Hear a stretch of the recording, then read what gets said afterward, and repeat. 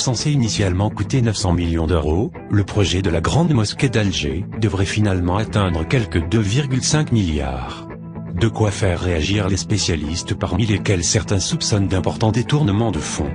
Le président Bouteflika voulait en faire une illustration de la grandeur et la prospérité de son règne.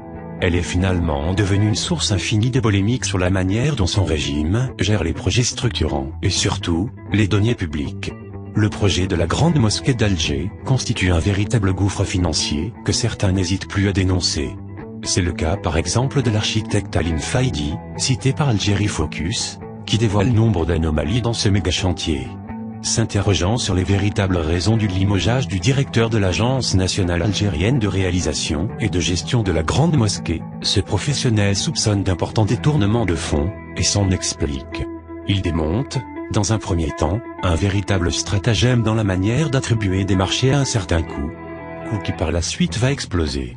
Ainsi, on confie les marchés au moins 10 ans pour 900 millions d'euros.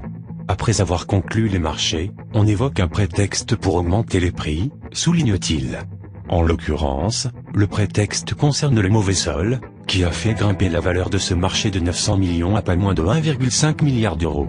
Et comme la formule semble bien fonctionner, un autre prétexte fera passer la facture à 2,2 milliards d'euros.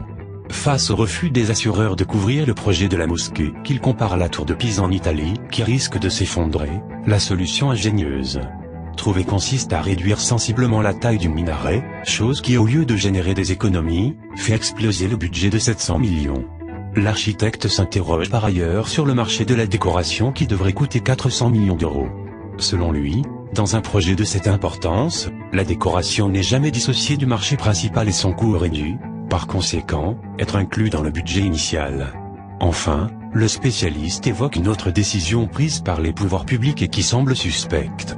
Il s'agit du renvoi d'un cabinet d'architecture allemand qui participait à la réalisation du projet, et ce pour incompétence. Pourtant, affirme Alim Faidi, le cabinet en question est connu et reconnu mondialement pour la qualité de son expertise.